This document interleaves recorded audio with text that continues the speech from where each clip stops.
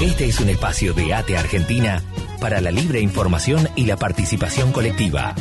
Asociación Trabajadores del Estado por una mejor salud popular. Conocer para reflexionar. Discutir para construir.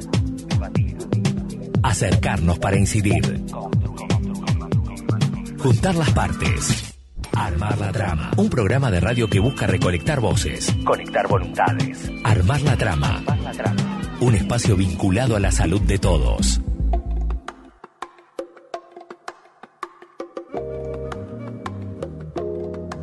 Hola a todos, en este nuevo programa de Armar la Trama, el espacio radial de ATE que enfoca sobre temas de salud. Hoy vamos a enfocar sobre el tema de infancia, los niños, los pibes. Y bueno, la consigna elegida, planteada es ni un pibe menos. Esta figura, digamos, que hemos elegido desde todo un agrupamiento colectivo, social y político que desde hace muchos años viene pregonando otra infancia y otro destino para los pibes de nuestro país. Problematizando en esa síntesis aspectos variados de la situación de la infancia en la Argentina. Ni un pibe menos quiere decir menos mortalidad infantil, ni un pibe menos quiere decir desestimar absolutamente las muertes evitables en la Argentina, ni un pibe menos quiere decir comida en el plato, trabajo para los padres, vivienda digna, infancia con alegría, infancia con sueños, infancia con esperanza. Y ni un pibe menos no solo tiene que ver con los más pibes, sino tiene que ver también con la proyección del pibe como sujeto de una sociedad más justa, y esto incluye adolescentes con educación plena, sin tener que desertar de la escuela porque tienen que ir a trabajar, y la posibilidad de insertarse al mundo del trabajo cuando efectivamente se plantee esa situación. Ni hablar de cada uno de estos índices como está hoy en la Argentina, y probablemente eso sea motivo del desarrollo de este programa. Podríamos sintetizar en lo que ya hemos venido planteando, los niveles vergonzantes de evitabilidad de la mortalidad infantil. 2 pibes de cada 3 que se mueren en la Argentina podrían evitarse. Sigue habiendo guetos de pibes con síntomas y signos físicos de desnutrición, pobreza y exclusión. Agregado al tema de la estigmatización de los pibes, ningún pibe nace chorro, la judicialización de la pobreza y el mercado del trabajo de los más grandes, absolutamente vedado. Los indicadores más serios de desempleo y subocupación y trabajo precario en la Argentina tienen que ver con la franja de los jóvenes. Así que ese es el planteo, ni un pibe menos, especial de Armar la Trama. Ahí vamos.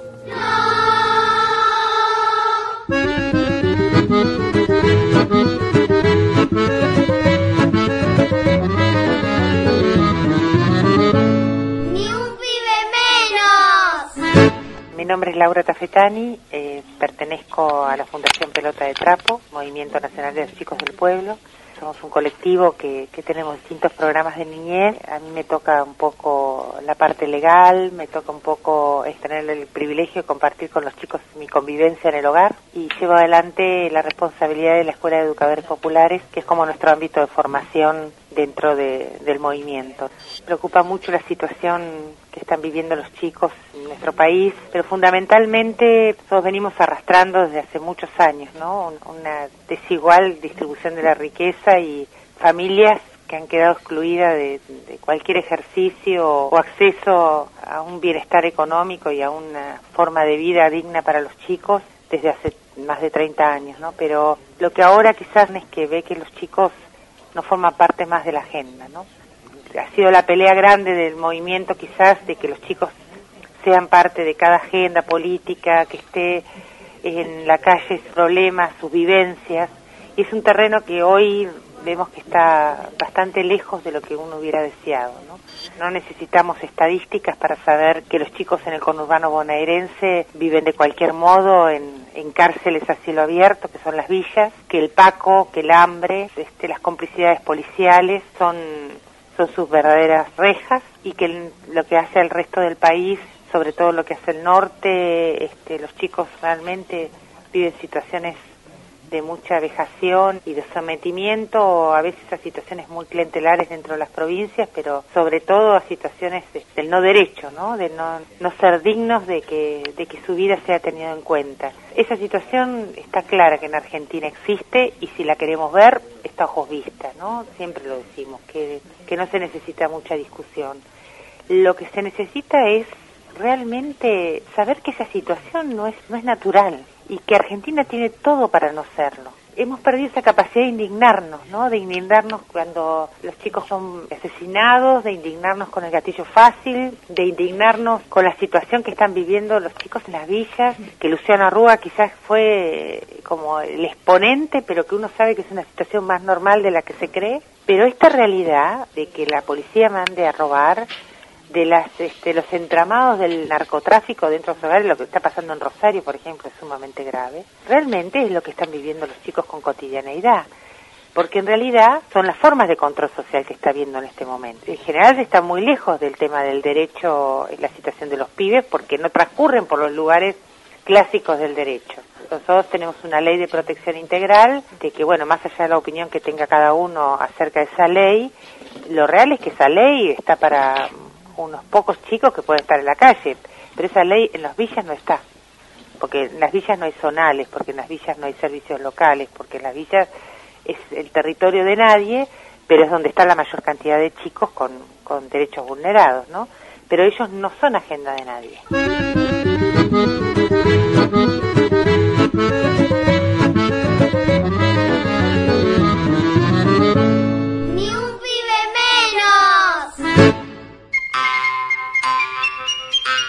Había una vez un amplio país blanco de papel. El rey de este país era el compás. ¿Por qué no? El compás. Aquí viene caminando con sus dos patitas flacas, una pincha y la otra no. El rey compás vivía en un gran palacio de cartulina en forma de icosaedro con 18 ventanitas. Cualquiera de nosotros estaría contento en un palacio así, pero el rey compás no. Estaba siempre triste y preocupado, porque para ser feliz y rey completo le faltaba encontrar a la famosa flor redonda. Armar la trama. Distinguidas damas y elegantes caballeros, nos encontramos reunidos en este festivo día y en este templo de rejas abiertas para participar de la primera jornada de grabación del disco Rimas de Alto Calibre del grupo Rompiendo Sistemas. Le damos la bienvenida y agradecemos a todos aquellos que hicieron posible que esto pudiera llevarse a cabo. Disfruten de este día y bueno, buena suerte a todos los músicos y cantores.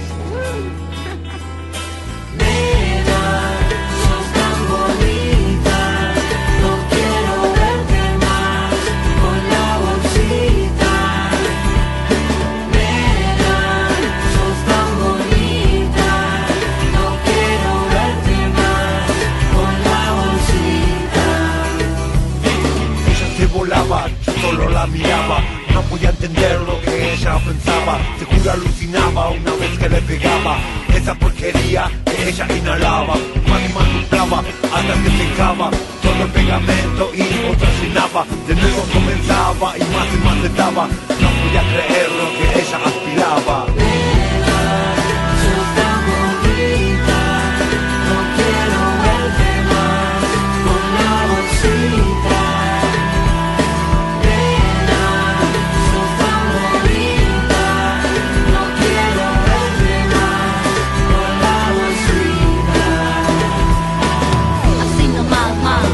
Bolsita que se robó tu corazón, quedaste como frita, con frío, toda fétida y sin fiesta, como muerta y ahora festa. ¿Qué será de vos? ¿Qué será de mí? ¿Qué será de los momentos en los que reí? Vos estás re loca de gira por ahí, vos ya lo sabés más, esto es así, ponela o te la pone, a ver quién come y que la rima de alto calibre se entone. Miss Bolivia con los drones, a ver qué pasa, que abran la puerta de la casa, yeah. Ya van a ver, ya van a sentir, no van a poder correr cuando yo les dé mucho balazo por lo que hacen y todo lo que venden también van a caer. Yo tengo la razón, todo lo que hago lo hago de corazón. Armar la trama.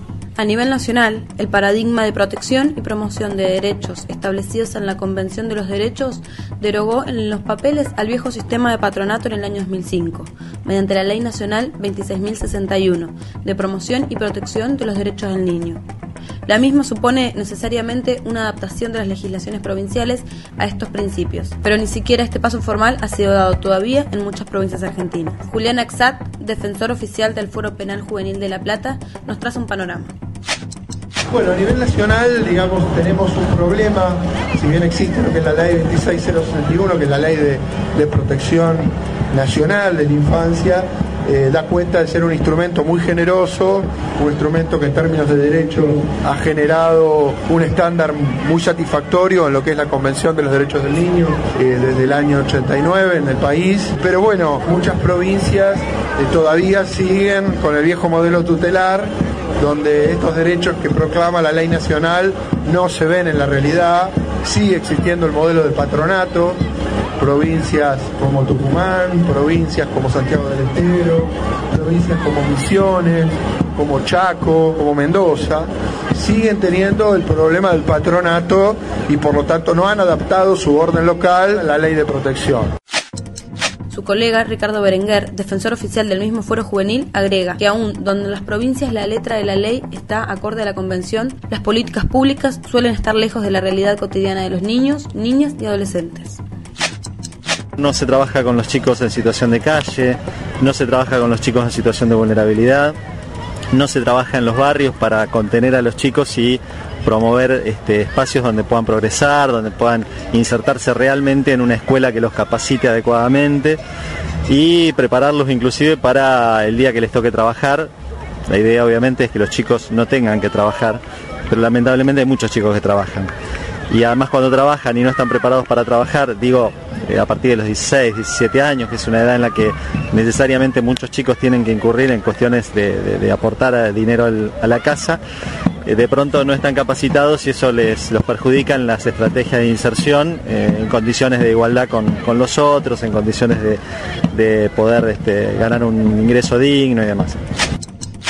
Un rasgo fundamental de este nuevo paradigma es la desjudicialización de las problemáticas sociales y su abordaje desde políticas públicas de ayuda al niño y a su familia. En el esquema del patronato, un juez de menores podía intervenir y disponer de la vida y la libertad del niño ante la simple identificación de una situación de pobreza o desamparo. Ahora el Poder Judicial solo debería intervenir cuando existe una investigación por la posible comisión de un delito y debería hacerlo desde un régimen penal especial acorde a la edad de los infractores. Pero el Congreso argentino sigue estando en deuda con esta segunda normativa. Otro de los problemas que tiene a nivel nacional en términos de infancia este país es la vigencia de un decreto ley elaborado en la dictadura militar, que es el decreto 22.278, que es un régimen para la infancia que todavía sigue también estableciendo las pautas del patronato para todo lo que tiene que ver con la responsabilidad penal, que la Corte Suprema de la Nación ha dicho que sigue vigente desde el año 2009 a través de un fallo bastante escandaloso, y hace muy poco la Corte Interamericana de Justicia del Pacto de San José de Costa Rica, a raíz de una serie de condenas a pibes por prisión perpetua, menores de 18 años que han sido condenados por delitos a prisión perpetua, que distintos organismos o los familiares de los pibes han llevado ante la Corte Interamericana, ha declarado que estas sentencias han sido ilegales y ha ordenado el Estado argentino la creación de un sistema penal juvenil garantista que derogue este viejo modelo de la ley 22.278 de facto y que cree o que pueda crear un modelo penal especial para la democracia, con penas cortas, con procesos específicos, con un tratamiento digno para la infancia infractora.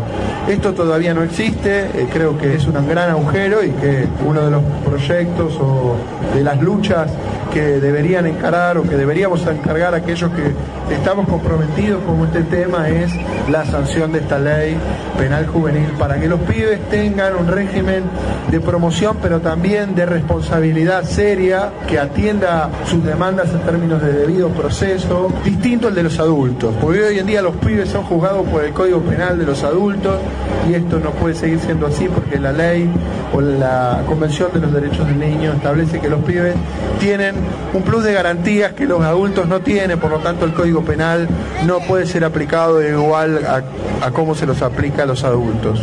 Ni los lugares de detención ni de encierro pueden ser lugares iguales al de los adultos, y hoy lamentablemente una cárcel y un instituto de menores son iguales. En mayo pasado, la Corte Interamericana de Derechos Humanos condenó al Estado argentino por los chicos que están condenados a cadena perpetua. Más allá de que la discusión se vio frustrada en el Congreso porque abarca temas más amplios, como por ejemplo se ha pretendido incluir también en el debate la baja de la edad de imputabilidad, en realidad yo creo que es imperativo ya modificar las penas de los chicos, de los que hoy son punibles, de 16 a 18, para que no puedan ser condenados a las mismas penas que los adultos. Para Rosario Esperué, del Foro por los Derechos de la Niñez, Adolescencia y Juventud de la provincia de Buenos Aires, la importancia de estas normas no pasa solo por su implementación, sino por todo un cambio de cultura, de paradigma y de abordaje a las problemáticas de la infancia, de lo que los gobiernos no son inocentes. Las leyes son marcos legales, son herramientas. Después hay toda una cuestión que tiene que ver con las políticas del Estado, del Ejecutivo, que aplique esas leyes, y después con la sociedad toda, que adecúe sus prácticas y sus discursos también a las nuevas legislaciones. Además, esto no es cualquier ley, esto es una ley que representa un paradigma de cómo se aborda el tema de la infancia, de si nos da lo mismo o no escuchar lo que opina un pibe ante determinados temas, por ejemplo, de si nos da lo mismo o no separar a un pibe de su familia o llevar adelante todos los mecanismos posibles para que ese pibe esté con su familia. Y para eso tiene que estar toda la sociedad involucrada. Además, no puede ser una cuestión de una política solo para pibes pobres. Es un trabajo de construcción de otro tipo de cultura que no naturalice que un pibe esté pidiendo en un semáforo, que no naturalice que se maltrate una embarazada o que se maltrate una mujer cuando está pariendo. Y para eso nos falta mucho. Desde el Estado, los gobiernos, más allá del cambio de la legislación, siguen aplicando patronato muchas veces, siguen separando a los pibes, invierten cada vez menos en políticas de niñez, digo, al contrario de lo que se necesita. No ven la importancia estratégica de meterle cabeza, recurso y corazón también a diseñar políticas públicas de infancia. Hay excepciones de algunos funcionarios, de muchísimos trabajadores y de organizaciones sociales que trabajan en ese sentido. Por eso la ley ni sirve para terminar con la pobreza, porque eso se resuelve en otro plano, en el plano de la economía y de otro sistema de producción, ni va a resolver las desigualdades que se dan en el plano cultural. Me parece que la construcción de la cultura tiene que ser entre todos y es por etapas. Lo que sí nosotros exigimos es a los gobiernos, que tienen la mayor responsabilidad de implementar y de cumplir las leyes, ¿no? Que hay un montón de artículos que podría estar implementando o cumpliendo que no lo hacen. Los entrevistados entienden un impacto positivo desde la aplicación de la asignación por hijo, aunque difieren en sus alcances y propuestas para mejorarla. La asignación universal por hijo a nivel nacional ha tenido un gran impacto desde el 2009 para acá en términos de implementación de ingreso básico universal. En este sentido, lo que es implementación de la infancia ha sido muy importante. Que hoy existan 8 millones de pibes con un ingreso, siempre y cuando demuestren asistencia escolar y libreta sanitaria al día, sus mamás, si es que hacen el trámite a través del ANSES, tienen garantizado un ingreso básico. Sabemos que el ingreso básico es escaso, 300 pesos es un ingreso básico escaso, pero bueno, hay mamás que logran resolver muchos problemas que antes del año 2009 no resolvían. El problema es que hace la provincia con la complementación del ingreso básico, porque el ingreso básico a veces es incompatible con otro tipo de ingresos, becas, planes que la provincia podría otorgar y que porque la nación le otorga la asignación no se lo complementa, porque sería incompatible o porque ya se lo abastece nación. Creo que esto no debería ser así. Creo que la provincia debería generar un plan no universal, sino focalizado, como era el viejo Jefas y Jefes, atendiendo o resolviendo problemas de focalización con complemento a la asignación con becas o programas de atención de lo que es una base monetaria complementaria.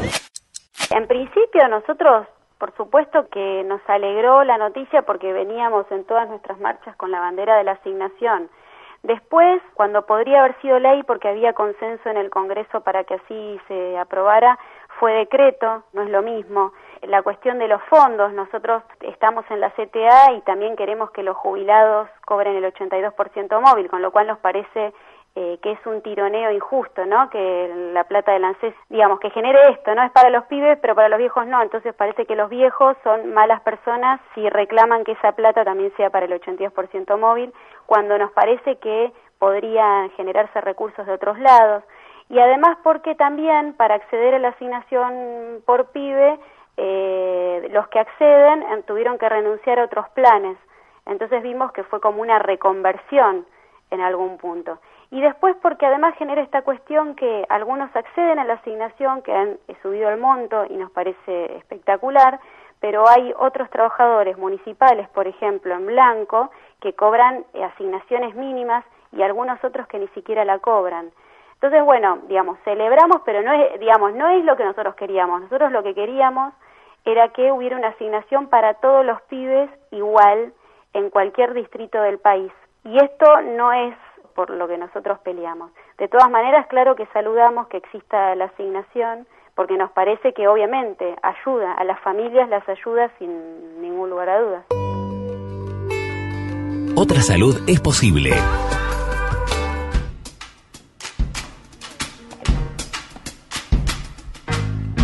Armar la trama.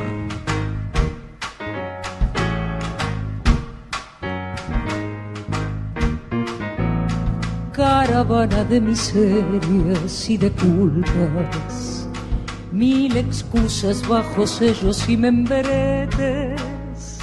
No hay más tiempo para Clara que cocina madrugadas para pibes sin milagros en la frente. Ella sabe que la panza ya no espera y se hartó de los discursos y los versos. A la vida, dice Clara, se la salta por la espalda, arrancándole los besos que son nuestros. Cada mañana Clara le dibuja una sonrisa al cucharón y comete la imprudencia de gritarle a su conciencia que es posible hacer del mundo uno mejor. Y se recuesta Clara en los ojos de los pibes y su amor, despejando el cielo oscuro, patoteándolo al futuro con caricias de barriada y comedor.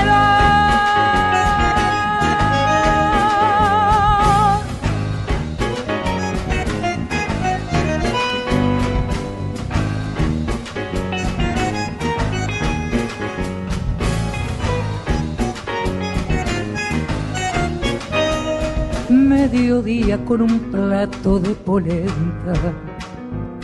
Para Clara, la polenta es un aliado que se cuela por las venas de esos pibes que le esperan, transformando lo imposible en lo deseado. Caravana de miserias y de culpas, y una isla que hace punta en el desierto, un rumor en cada esquina y un país lleno de islas que acarician con el puño bien abierto. Cada mañana Clara le dibuja una sonrisa al cucharón y comete la imprudencia de gritarle a su conciencia que es posible hacer del mundo uno mejor. Y se recuesta Clara en los ojos de los pibes y su amor, despejando el cielo oscuro, patoteándolo al futuro con caricia de barriada y comedor. Y comete la imprudencia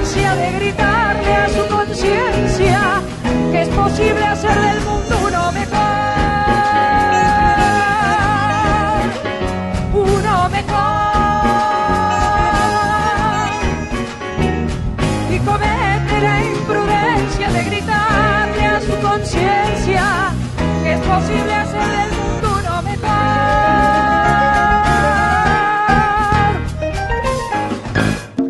Visita nuestra página web www.atesociosanitario.com.ar o comunicate a atesociosanitario@gmail.com.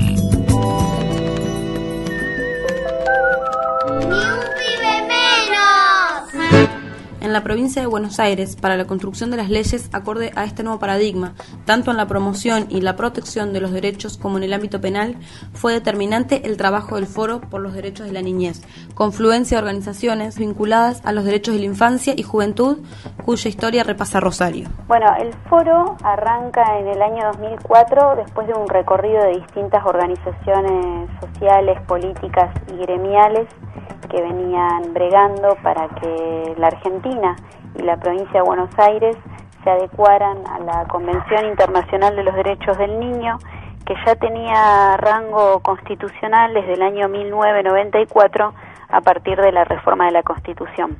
El Foro, justamente con organizaciones como ATE, fue una de las principales impulsoras como organización, con Fito Aguirre en ese momento, de esta nueva legislación, junto al cura Carlos Cajade, junto a Estela de Carlotto, junto a Pérez Esquivel, bueno, junto a una cantidad de organizaciones en ese momento que se juntaron con todas sus diferencias, pero dijeron, tenemos 3 puntos en común: derogación de la ley de patronato, lograr una ley de promoción y protección de derechos de la niñez y lograr una asignación universal por hijo, por pibe, porque hasta que el Estado asegure todos estos derechos, toda esta gama de derechos, hay una situación de pobreza que hay que resolver inmediatamente. Por eso la asignación. Esa es la historia del Foro y bueno, hemos tenido aciertos y hemos venido trabajando muchas veces con el propio Estado, porque nuestro lema es por otra relación del Estado con la niñez, la adolescencia y la juventud. Esto no tiene que ser una cosa de ONG solamente, tiene que ser una cosa desde el Estado, de políticas de Estado y para todas las niñeces, digamos. No solamente políticas diferenciadas para los pobres, no pobres, para todos los niños por igual y que todos partan de un piso de acceso a todos sus derechos. Así nace el Foro y por eso sigue existiendo. El Foro entiende la defensa de los derechos de niños, niñas y adolescentes desde una perspectiva integral y por eso no duda en intervenir también frente a problemáticas ambientales y sociosanitarias que afectan sus derechos en la provincia. Según nos explica Diego Sánchez, también militante y responsable de comunicación en este espacio. Y en la salud también es preocupante el hecho de que los niños, como parte de sus familias, también tienen derecho a medio ambiente sano. Y quizás una de las cuestiones donde más batalla el Foro por Derechos de la Niñez en este momento es en Berazategui, donde se está trabajando el derecho a un medio ambiente sano en relación a la instalación de una fábrica, de una subestación eléctrica en el barrio Rigoló, que pertenece a la fábrica de vidrio Rigoló y propiciada por Edesur, lindante a un barrio y a muy pocos metros de sus casas, con lo cual eso puede generar una propagación de energía que puede llegar a afectar su salud. De hecho, está demostrado por la Organización Mundial de la Salud que un nivel determinado, como el que se calcula que puede llegar a impulsar esta subestación eléctrica, puede llegar a generar leucemia infantil. En el marco de las actividades desarrolladas para abordar la problemática con la comunidad de Berazategui, el curso de formación permanente en políticas sociosanitarias de ATE Buenos Aires y el Foro por los Derechos realizaron la actividad Electromagnetismo y Salud Humana, Riesgos en la Niñez, donde expuso el doctor Raúl Montenegro, profesor de Biología Evolutiva en la Universidad de Córdoba, presidente de la Fundación para la Defensa del Ambiente, autor del trabajo realizado sobre los efectos de la subestación Sobral en los vecinos. Yo estuve caminando recién en lo que yo diría los 600 metros que detuvieron a Edesur. Esos 600 metros en donde empezó a darse el conflicto después de prácticamente 1.400 metros en que con algunos inconvenientes los caños pudieron colocarse. Pero esos últimos 600 metros son, me parece, un símbolo, ¿no? Me parece espectacular como prólogo esa caminata por los 600 metros y de una obra que todavía no puede ser gracias a esa resistencia. Y la idea es que estos elementos puedan servir para agregarle más condimento a esa resistencia. Acá en Berazategui, el Sobral, en Wilde y en todos lugares donde ha habido lucha contra los tendidos y las subestaciones transformadoras. Los más sensibles a la radiación no ionizante y de paso también a la ionizante son los embriones, los fetos, las mamás embarazadas y particularmente los bebés y los niños. Recuerden siempre que los bebés y los niños consumen más oxígeno, consumen más alimentos, tienen más superficie expuesta y tienen mayor metabolismo, más activo metabolismo en proporción al peso que los adultos. Por lo tanto, cualquier problema del que se trate, dioxinas, microondas o radiación ionizante, los más sensibles van a ser los organismos humanos, más pequeñitos, con metabolismo más activo, menos biomasa y más superficie expuesta.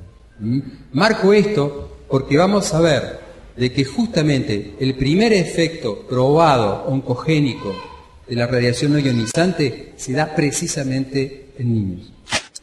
El rey había plantado 2 verticales paralelas en el patio, que le servían de atalaya. Las paralelas crecían, crecían, crecían.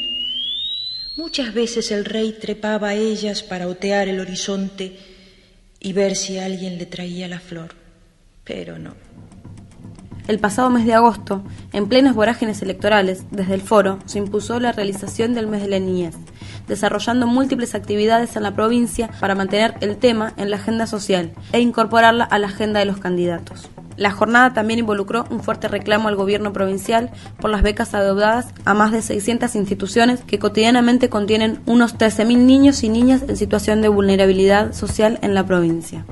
Claudia Rafael, de la agencia de noticias Pelota de Trapo, del movimiento Los Chicos del Pueblo, nos comentaba acerca de las becas que permiten el funcionamiento de las instituciones, hogares y centros de día de la provincia de Buenos Aires que actualmente están siendo adeudadas. Ya desde la década del 80, más o menos, por ahí después de la caída de la dictadura, con el renacimiento de organizaciones sociales que trabajan en infancia, en muchos casos por un corrimiento por parte del Estado, se termina conveniando, el Estado termina pagando cuotas mensuales a hogares, a instituciones de infancia para la cobertura de programas que abarcan desde el cuidado, el abrigo, la atención sanitaria, la actividad cotidiana de chicos que asisten a ese tipo de instituciones, ya sea en lo que se llaman programas reconocido por el gobierno desde el 87 en adelante, que es el programa de Casas del Niño, que es un programa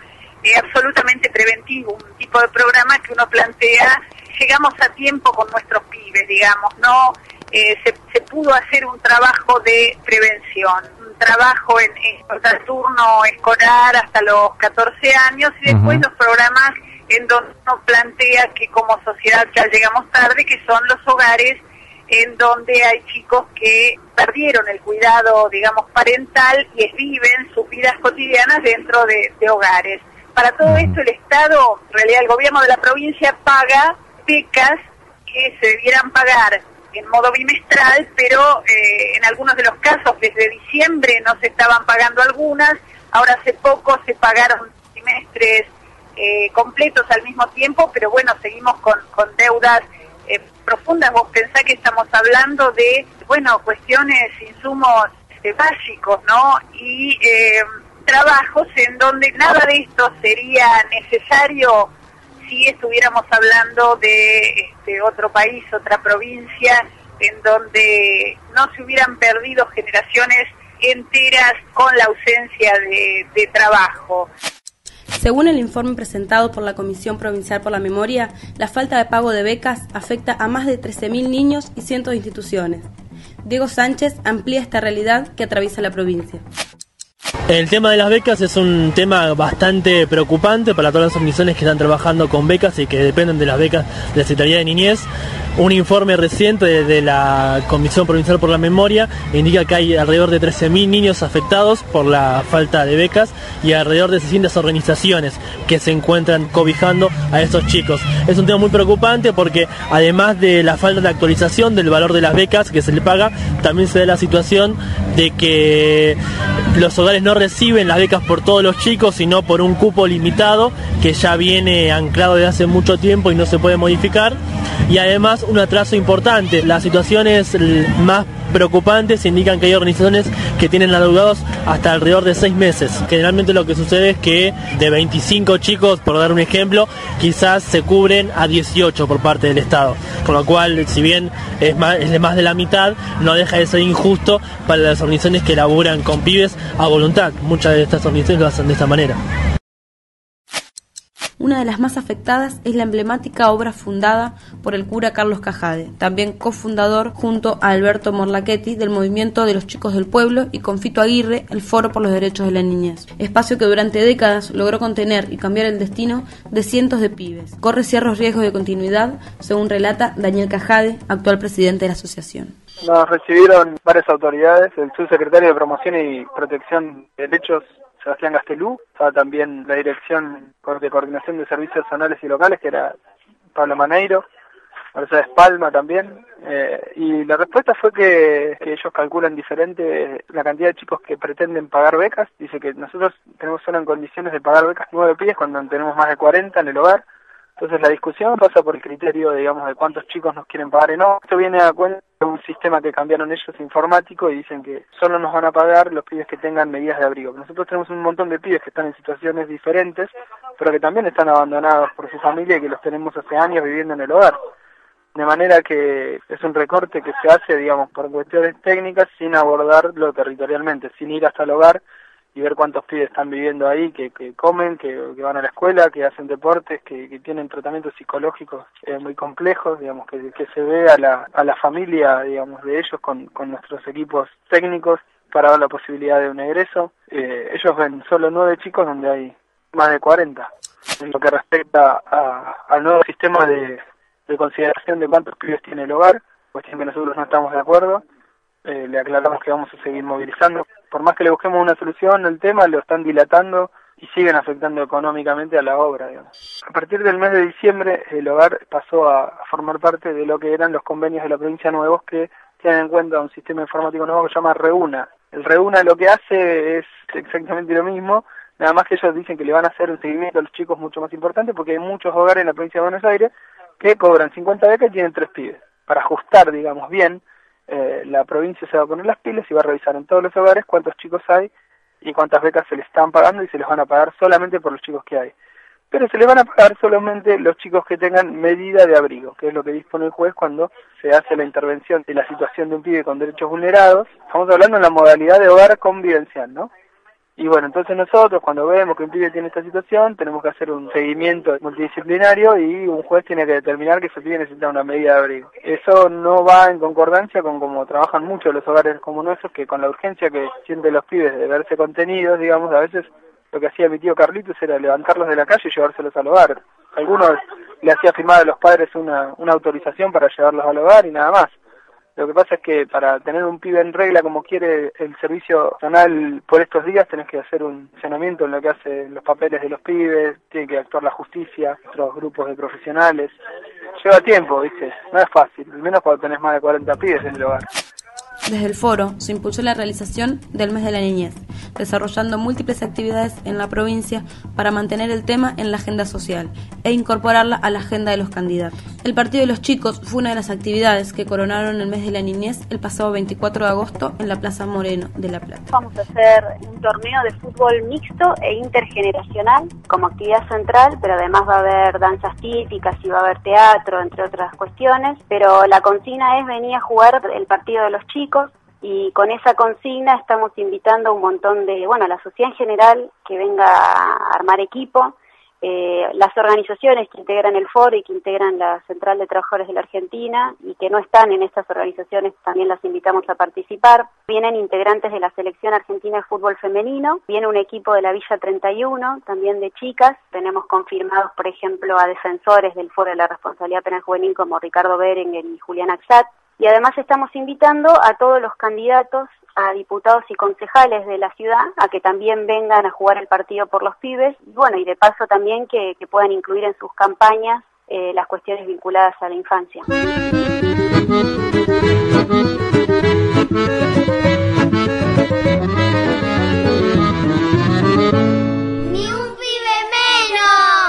chicas ya jugaron? No.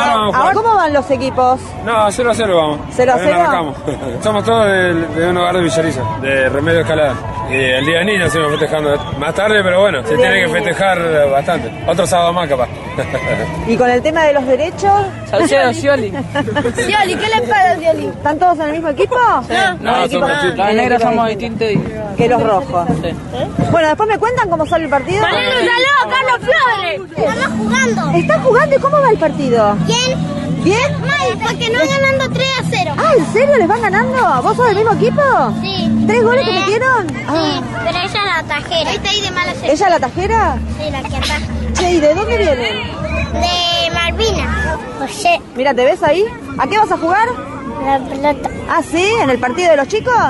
¿En qué equipo vas a jugar? Con un chico. Mete un gol para las chicas que van perdiendo. Sí. Dale. Mandame un beso.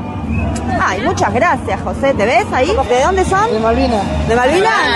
Yo de San Carlos, nosotros somos de Malvinas. Ah, ¿y la tienen jugando la pelota? ¿Juegan juntos? La van a romper entonces. Esa es la arquera, qué grande. ¿Arquera de profesión o hoy se animó? De profesión, muy bien. ¿Salieron? ¿Perdieron? ¿Y de dónde son? De Moreno. Venimos de una murga. ¿De una murga? ¿Todas son murgueras? Sí. ¿Todas bailan? ¿Y cantan? Sí. Qué bueno, ¿y juegan la pelota? Algo. No sabemos jugar a la pelota, jugamos para divertirnos. Muy bien, de eso se trata.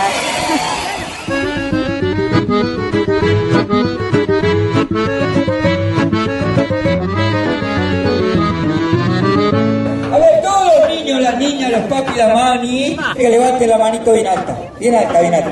¡Más cerca! No importa el dolor, archivo, estamos en familia. Ahí nos vamos a dar un gran abrazo. Nos rompemos la jeta a pedazos. ¿Tienen miedo? ¿Qué no quieren gritar?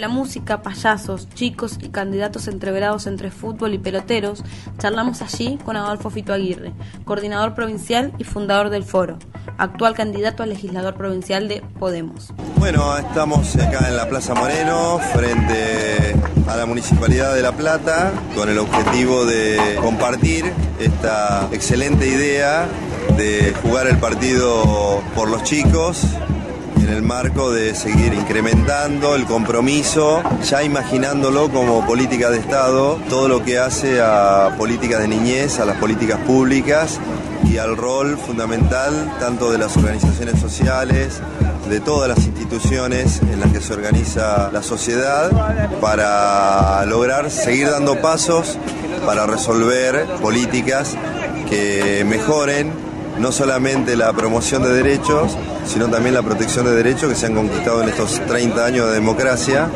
y que hace anclaje en la ley provincial que derogó el patronato en la provincia de Buenos Aires, que fue la primera provincia que lo hizo, adecuándose a los postulados de la Convención Internacional por los Derechos del Niño. Y la verdad que como balance es un balance interesante desde el Foro por los Derechos de la Niñez, desde la CTA, por haber sido promotores de esta iniciativa, de que en este año 2013, casi a 9 años de la fundación del Foro, podamos contar no solamente con una ley, con las dificultades de implementación que tiene una legislación que desestructuró una cultura que se fundó en 1919 con la ley de patronato y que recién en el siglo XXI pudimos torcer esa cultura y hay que construir otra cultura. Y esa cultura es la de promoción y protección de derechos, es un nuevo paradigma y ese paradigma requiere no solamente de los acuerdos legislativos para hacer una ley, del rol que deben jugar todos los pensamientos políticos, porque estamos hablando de una relación intergeneracional que tiene que ver con la vida, o sea, niñez, trabajo y adultos mayores.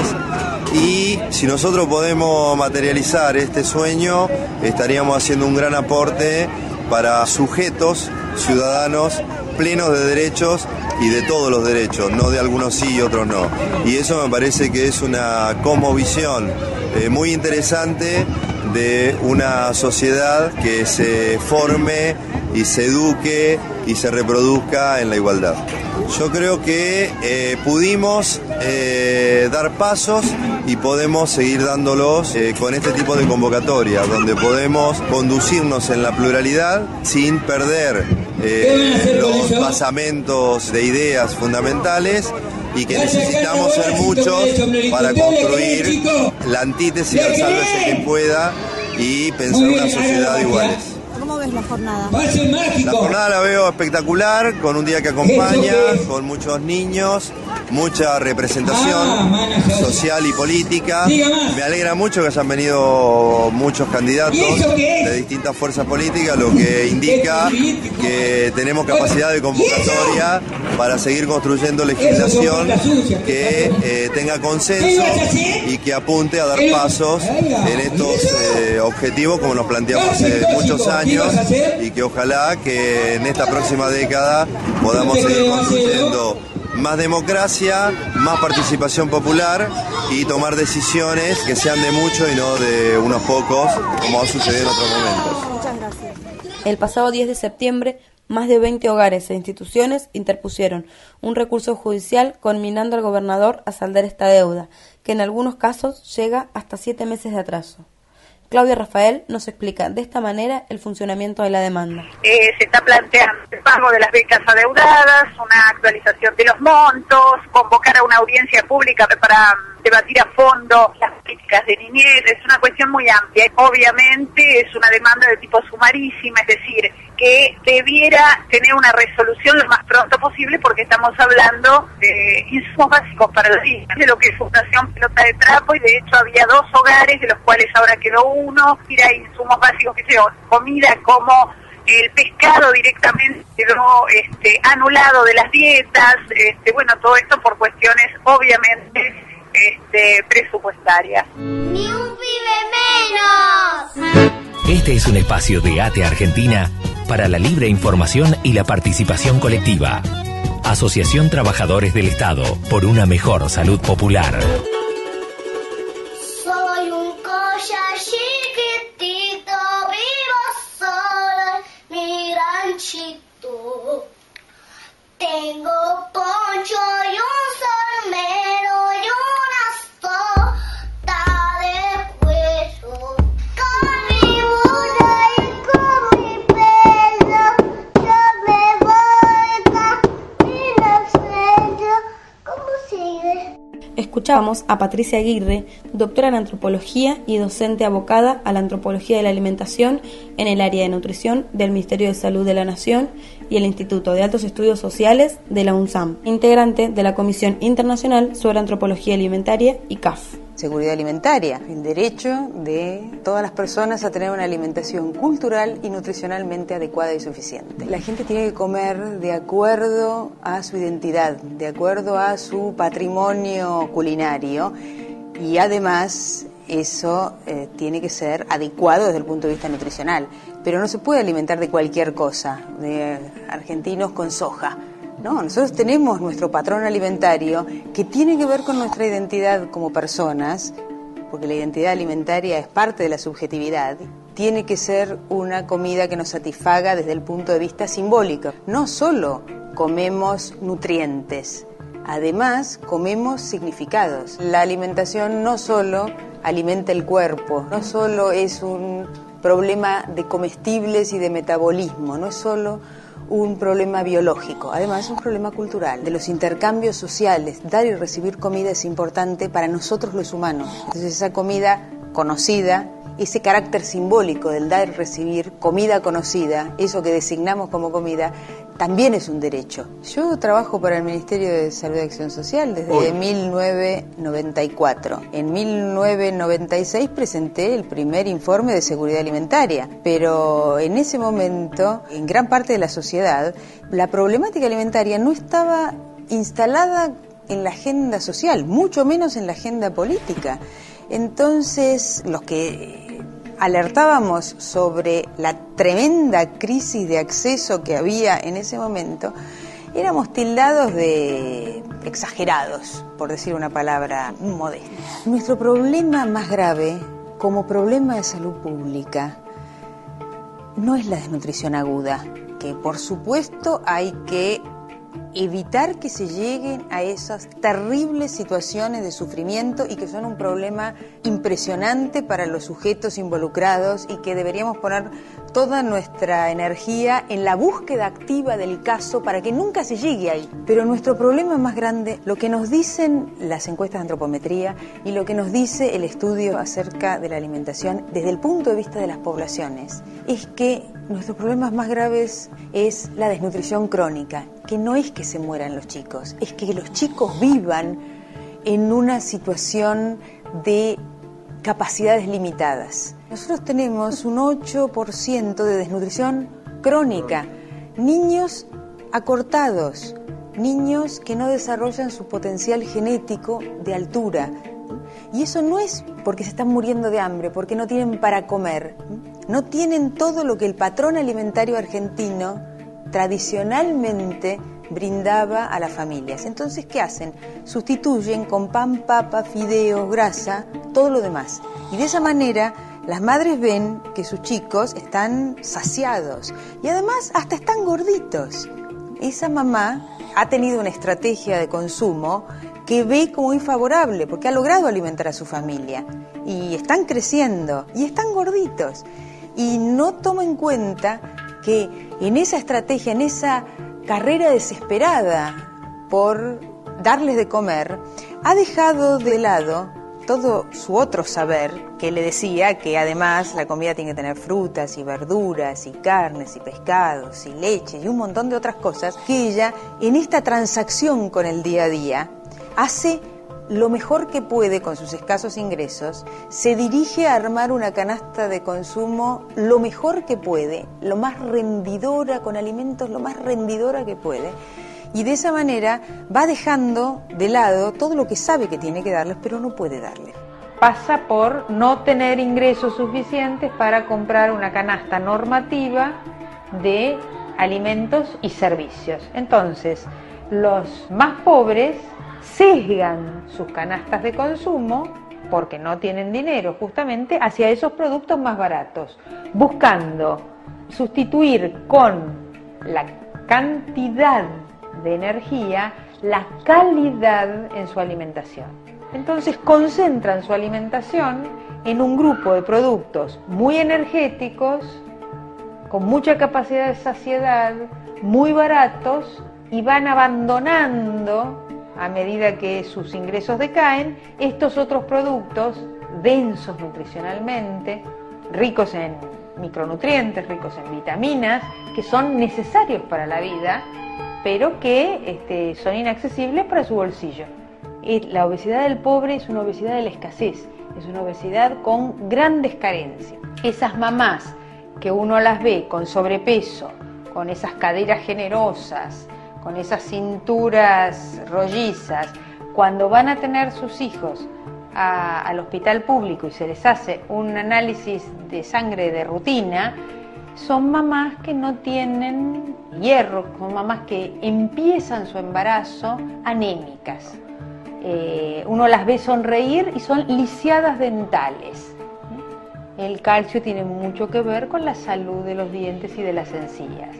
Entonces, esas no son obesas de abundancia, son obesas de escasez.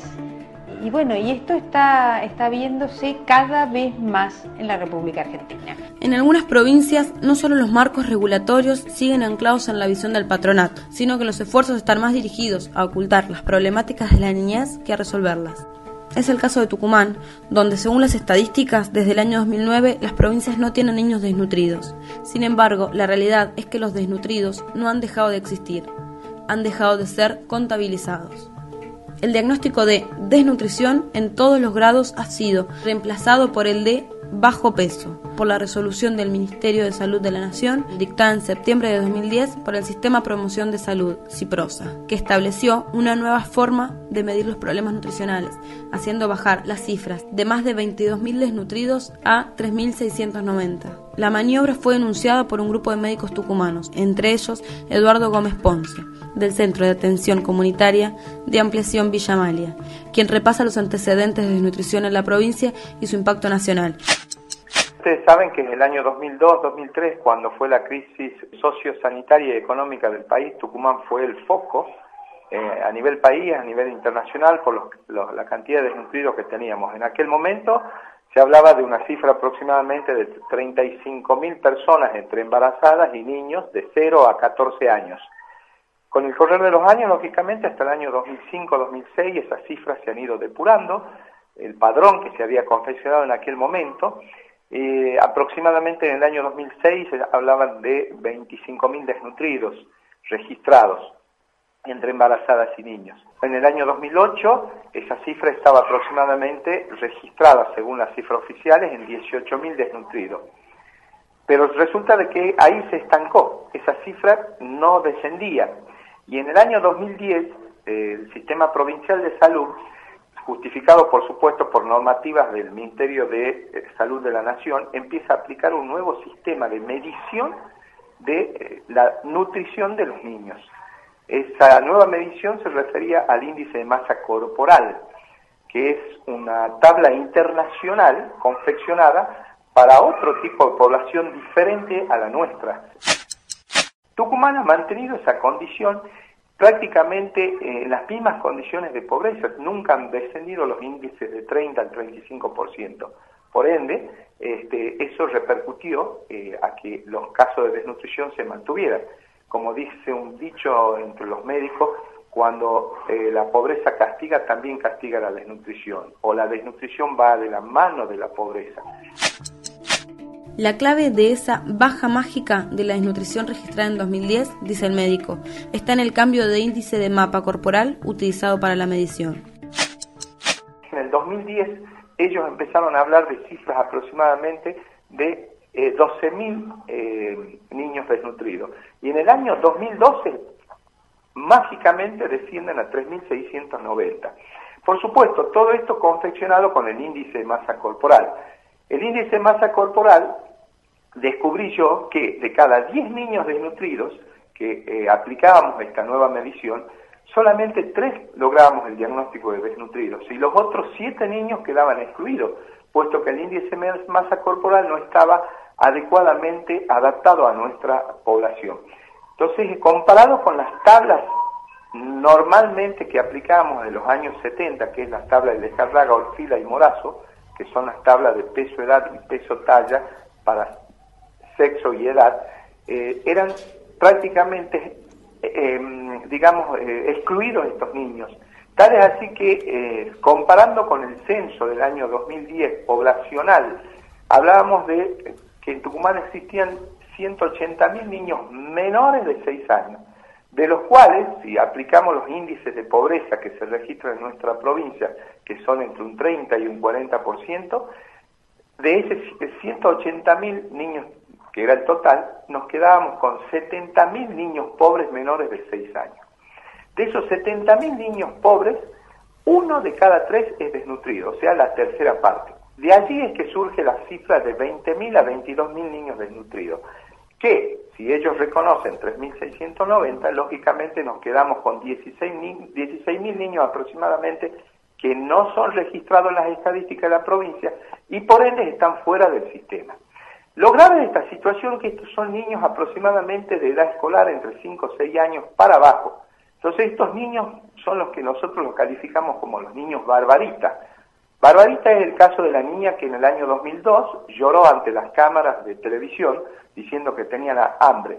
Estos casos son exactamente iguales, son niños delgados, con pelo escaso, pálidos, tienen bajo coeficiente intelectual, son niños con desnutrición crónica, están excluidos del sistema. Por ende no son asistidos bajo ningún programa sociosanitario de recuperación. Julián Nasif, médico pediatra del Hospital de Niños de Tucumán y secretario adjunto del CITAS, Sindicato de Trabajadores Autoconvocados de la Salud, destaca que la misma lógica se viene imponiendo en los criterios del Ministerio de Salud de la Nación, cuyo titular es el ex ministro de Salud en Tucumán. En esa perversa manipulación que hay hoy en día tanto el Ministerio de Salud de la Nación, que está a cargo precisamente de alguien originario de Tucumán, como es el ministro Mansur, como así también el Ministerio de Salud de la provincia, han tomado nuevas maneras o nuevas tablas para catalogar nutricionalmente a los niños, y esas tablas hacen que la palabra desnutrición sea eliminada del léxico pediátrico. Es una cuestión absolutamente repudiable y rechazable. ¿Y por qué decimos eso? A nivel internacional, la palabra desnutrición sigue aún existiendo en la clasificación internacional que hay de las diferentes patologías, mientras que en este país, en Argentina, por decisión gubernamental, esa palabra tiende a ser eliminada. Indudablemente que es una situación a la cual los pediatras nos resistimos absolutamente. Para un conocimiento acabado del tema, la desnutrición no solo significa que un niño tiene un peso menor al que corresponde que tenga para la edad, sino cuánto impacta eso en el presente y en el futuro de un niño. Según Nasif, en realidad la desnutrición ha ido en progreso, tanto en Tucumán como en otras provincias vecinas. La realidad es que en Tucumán la desnutrición sigue siendo una situación real, no solo desde el año 2009, sino con anterioridad a esa época. La desnutrición ha ido en progreso, tanto en Tucumán como en las zonas del interior de Tucumán, e inclusive también en provincias vecinas, más puntualmente Santiago del Estero, y esto lo decimos porque desde el Hospital de Niños, que es un poco el centro de referencia en el norte como hospital pediátrico, las consultas también provienen de provincias vecinas. Uno puede ver en la vida diaria o en el accionar diario de la profesión que los desnutridos continúan siendo una realidad lamentable y tristemente, como también lo pueden aseverar aún con mayor énfasis aquellos colegas que trabajan en los centros de atención primarias de la salud. Decir que en Tucumán no hay desnutridos es una mentira absoluta, porque la realidad, como decía hace un momento, en las atenciones diarias así lo demuestran. En los primeros meses de este año, al Hospital de Niños ingresó un paciente con 10 años de edad, pesando tan solo 12 kilos. Ardua ha sido la tarea tanto de la parte profesional como también no profesional y como también del trabajo de enfermería para poder sacar del mejor modo posible de esa situación tan grave al niño, pero la realidad es muy dura. La realidad es que una vez que pacientes de esa naturaleza son externados del hospital, vuelven a vivir una realidad que es en un estado de sociopatía, si denominamos nosotros desde la pediatría, en donde la falta de los elementos necesarios, no solo para nutrirse adecuadamente, sino para todas las otras cuestiones de la vida, como ser estudiar, transportarse, vestirse, vuelven a ese ambiente absolutamente deficitario y por lo tanto la situación se reagudiza y reaparece nuevamente.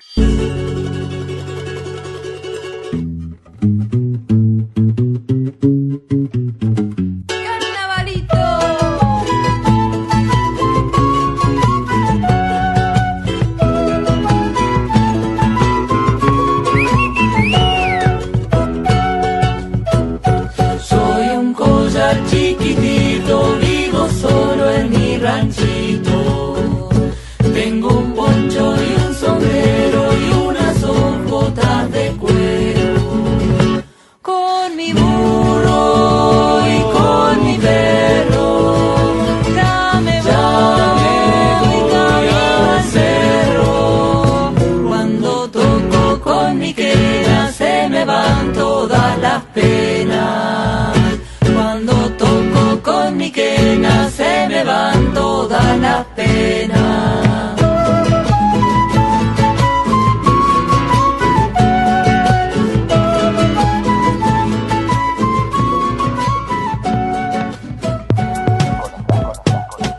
Conocer para reflexionar. Discutir para construir. Acercarnos para incidir. Juntar las partes. Armar la trama. Un programa de radio que busca recolectar voces. Conectar voluntades. Armar la trama. Un espacio vinculado a la salud de todos.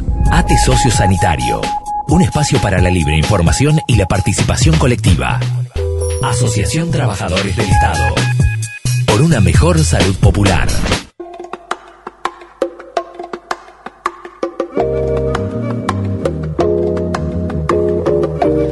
Bueno, hemos llegado al final de este programa.